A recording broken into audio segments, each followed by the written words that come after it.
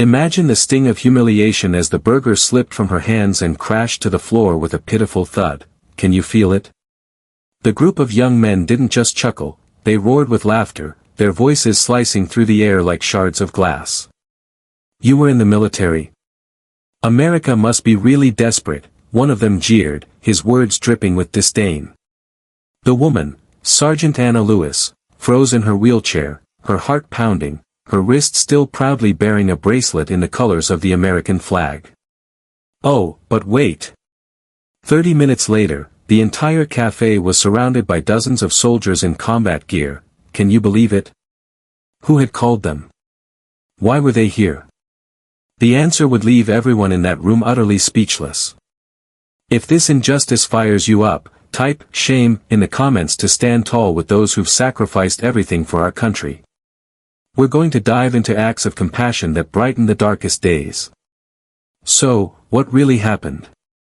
And if you think stories like this, raw, real, and powerful, deserve to continue, share your perspective and hit that subscribe button now to help us spread the word. Every single morning at exactly 8:15, Sergeant Anna Lewis wheeled herself into Mike's cafe, rain or shine, like clockwork. At 39, her upper body was a powerhouse, a living echo of her military days and a fierce testament to the strength she still carried. That wheelchair. It had been her constant companion for 6 long years, ever since that gut-wrenching day in Kandahar when she spotted an IED just seconds before it could obliterate her convoy. She'd saved lives, 3 of them, but at what cost? Her legs were gone, stolen by the blast, and sometimes it felt like her peace went with them.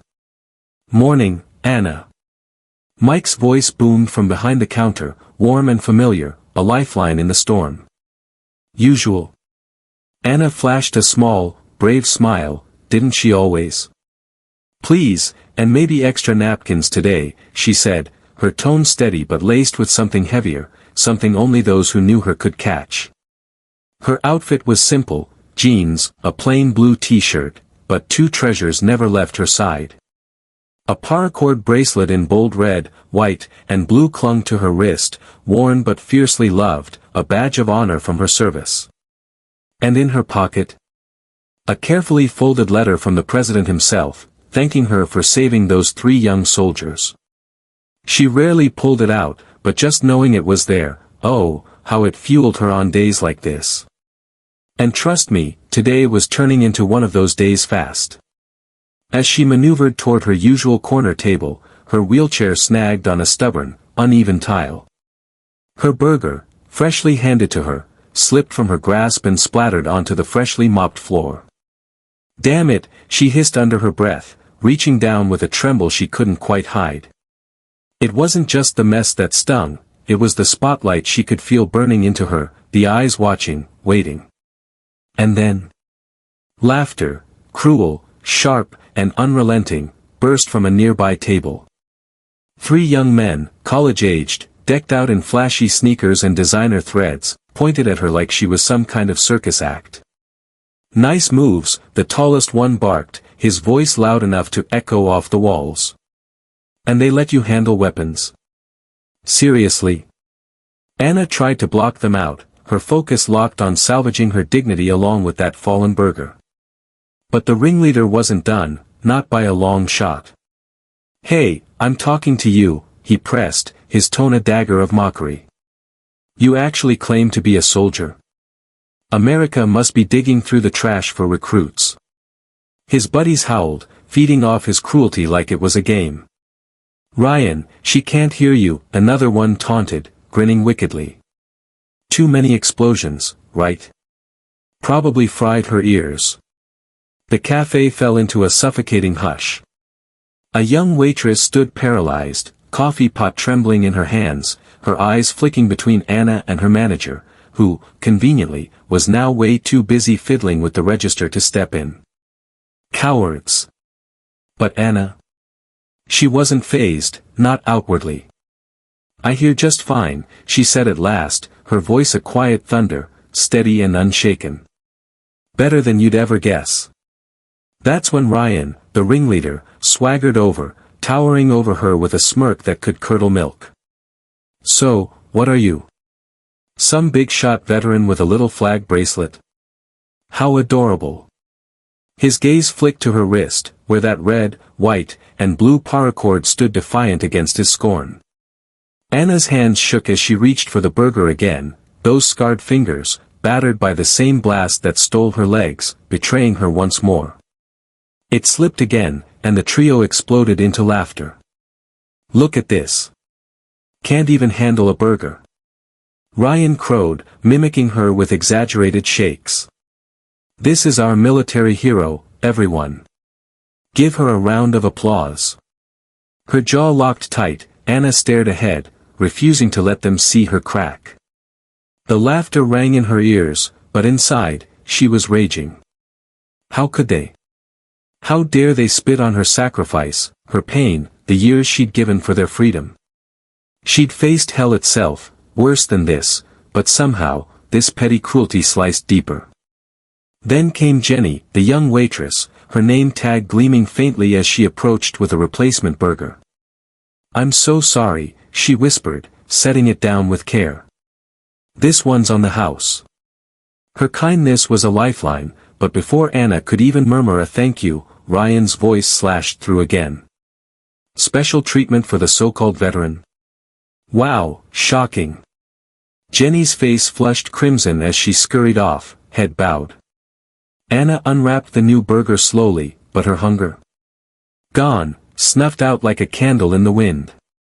Her fingers brushed the presidential letter in her pocket, then found her wallet. Inside, a photo of her unit stared back at her, 5 smiling faces in desert camo, 3 marked with black ribbons. 3 lives she'd saved, 3 ghosts who haunted her every step. Around her, the café squirmed. An elderly man buried himself deeper in his newspaper, shielding himself from the ugliness. A mom with 2 kids bolted for the door, avoiding the drama like it was contagious.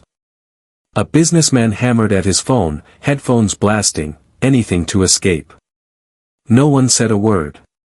No one met her gaze, except one little boy, maybe 7 or 8, in a Captain America t-shirt, clutching a muffin. Mommy, he whispered loud enough for all to hear, that lady's got a soldier bracelet like Uncle Dave's. His mom shushed him fast, yanking him close, but his wide eyes stayed glued to Anna. She gripped her wheels, ready to roll out early, something she'd never done in 6 years at this cafe. That's when her phone buzzed, lighting up with Elliot and a photo of her son in his military dress uniform. Her heart skipped. Oh no, not now. Mom. His voice cut through, sharp and worried. I just got a video from Jenny's brother. What's going on? Anna glanced at Jenny, who was wiping a table with shaky hands, busted. It's nothing, sweetheart, she said, forcing calm into her voice. Just some kids being kids. I'm fine, I'm used to it.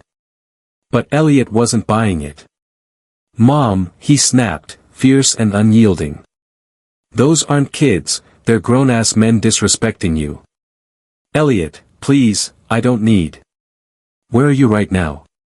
My usual corner, she sighed, defeated. A beat of silence, then, stay there. His tone was iron. Elliot, don't you dare, but he'd hung up. Damn it. Ryan caught her eye, smirking. Calling for backup. What, they gonna send someone who can actually walk? His crew snickered, though one looked uneasy now. Good. Anna took a breath, unwrapped that burger, and ate, slowly, deliberately, her dignity a shield against their venom. But 30 minutes later, the ground shook. Engines roared outside, military engines. Through the windows, a convoy rolled in, 2 Humvees and a light armored vehicle, all desert tan, military markings blazing. They parked with surgical precision, blocking the lot and the street. Ryan's smirk vanished. What the hell, he muttered, shrinking. The cafe went dead silent as soldiers poured out, 12 of them, combat ready, moving like a single, unstoppable force. They formed a perimeter around the building, calm, lethal, awe-inspiring. The door jingled, and in strode a tall soldier, captain's bars glinting on his shoulders. His eyes locked on Anna, and he marched straight to her, snapping a crisp salute. "Sergeant Lewis," he said, voice booming through the hush, "the men and women of Echo Company, 2nd Battalion, present and reporting." Anna's breath caught. "Elliot," she gasped, tears threatening. "You didn't have to." But Elliot's eyes blazed.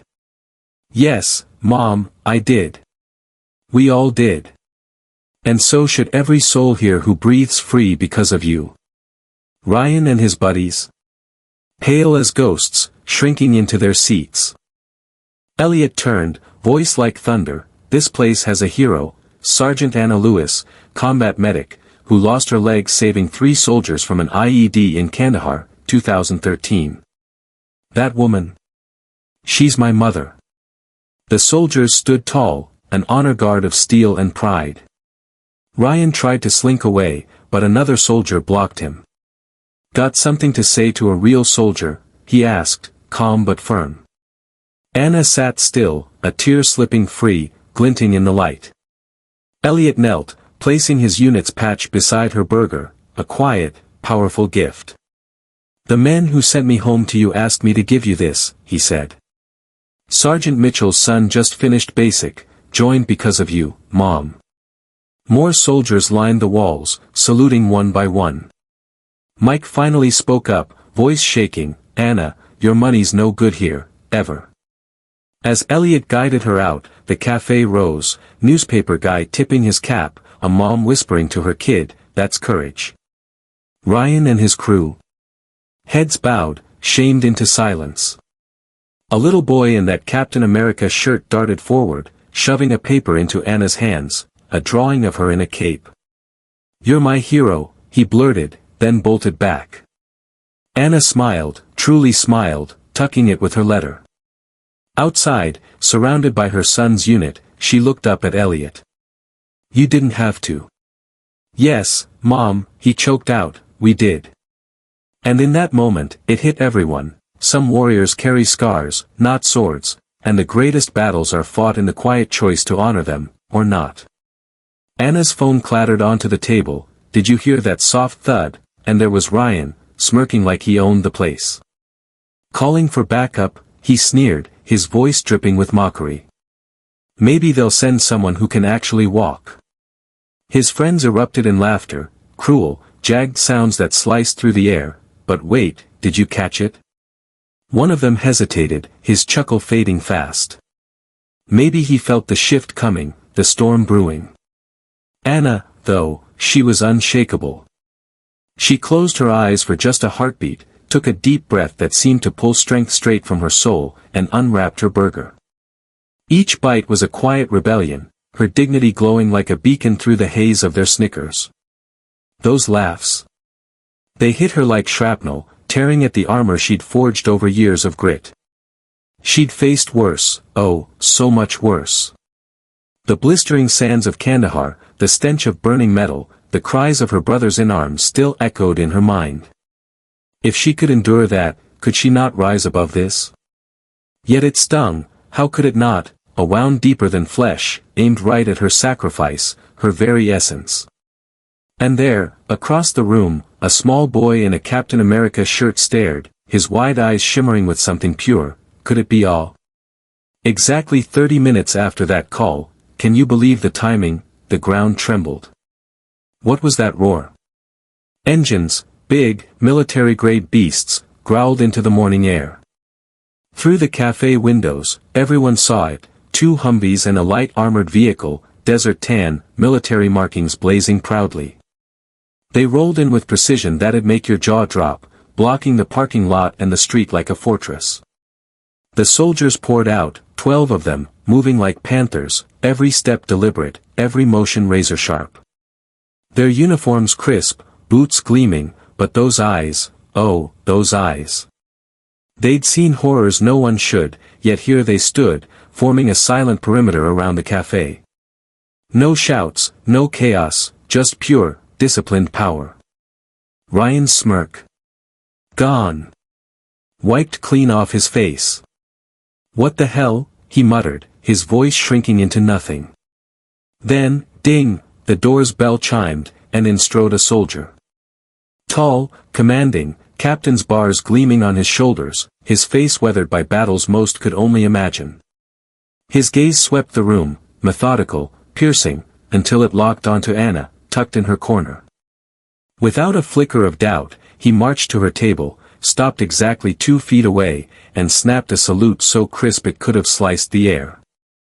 "Sergeant Lewis," he boomed, his voice filling the hushed café, the men and women of Echo Company, 2nd Battalion, present and reporting. The room froze. Did you feel it? The waitress, Jenny, gripped her apron, knuckles white. Mike, the owner, stood stock still, coffee pot dangling in his hand. Anna's eyes widened, pride, shock, love all swirling together. "Elliot," she whispered, her voice trembling, "you shouldn't have." But his look screamed back, "Oh, yes, I should." Elliot pivoted, his stare cutting through the room, landing like a thunderbolt on those 3 young men. "This establishment," he declared, voice steady as steel, "holds a hero. Sergeant Anna Lewis, combat medic, who lost her leg saving 3 soldiers from an IED in Kandahar, 2013. That woman, my mother, gave everything for this country. And you," he jabbed a finger at Ryan, "you dare mock her? You dare laugh at her sacrifice?" Silence crashed down, deafening. One of Ryan's buddies shrank into his chair, another choked out a faint, "Oh shit." Ryan lurched to his feet, running, maybe, but another soldier materialized, blocking his escape. "Going somewhere?" the soldier asked, calm but unyielding. "Got something to say to a real soldier first." Anna sat still, her face a fortress, but, look, a single tear traced down her cheek, glinting like a diamond in the sunlight. Inside, her heart thumped, pride for Elliot, agony for the memories his words stirred, love so fierce it could have lit the room. She peeked at the photo in her wallet, faded, edged with black ribbons, and whispered a prayer for those she couldn't save. Elliot dropped to one knee beside her wheelchair, setting his unit's patch next to her half-eaten burger, small, but oh, so mighty. "The men who sent me home to you," he murmured, soft yet clear in the stillness, "asked me to give you this. Sergeant Mitchell's son just finished basic, he joined because of you, Mom." Her breath caught, "Did you hear that?" More soldiers streamed in, can you picture it, lining the walls like guardians of honor. One by one, they snapped to attention, a living wall of respect. A young woman with hawk-sharp eyes pressed her hand to her heart. An older man, face scarred by time and war, saluted with decades of precision. Each one honored Anna in their own way. The first soldier after Elliot stepped up. "We apologize for being late, ma'am," he said, all formality and sincerity. Traffic was a beast. Anna's gaze swept the room, some faces from Elliot's photos, others strangers, but every single one radiating respect. Then Mike, good ol' Mike, found his voice, stepping from behind the counter, hands trembling. "Sergeant Lewis," he croaked, emotion cracking his words, "your money's no good here. Not today, not ever again." He'd seen plenty in his cafe days, but this hit different. Guilt gnawed at him, why hadn't he stopped those punks sooner, but now, seeing Anna's strength, he had to make it right. As Elliot guided Anna toward the door, something magical unfolded, "Did you see?" People stood, yes, stood. The old man, newspaper forgotten, tore off his cap and held it to his heart, Vietnam vet, haunted by his own cold welcome home, swearing it'd never happen again. A mom leaned to her daughter, "Look at her, sweetie, that's courage." Hoping her girl would one day grasp freedom's cost. Even the suit with earbuds yanked them out, finally awake to something real. And then, oh, this, the boy in the Captain America shirt couldn't hold back. He'd watched Anna all along, piecing it together in his little mind. When the soldiers came, it clicked. He snatched a napkin, scribbled with a crayon, "Faster, faster," and bolted to her, thrusting his gift into her hands. A drawing, a woman in a wheelchair, cape billowing. "You're my hero," he piped up, pure and bold, then dashed back to his mom. Anna's face, oh, her face, broke into a smile, her first real one that day. She tucked that treasure beside the president's letter in her pocket, 2 badges of honor, side by side. Ryan and his crew. No arrests, no dragging out, they didn't need it. The weight of that moment crushed their swagger. Heads bowed, shame carved into every slouch as Anna rolled by. Outside, sunlight bathed them, Elliot's unit encircling Anna like a shield. She looked up at her son, her boy, now a man. "You didn't have to do this," she said, voice soft as a breeze. "Yes, Mom," he replied, eyes shining, "we did." Rolling out, she felt it, a burden lifting. The pain lingered, the loss ached, but the love, the respect, the honor. They soared.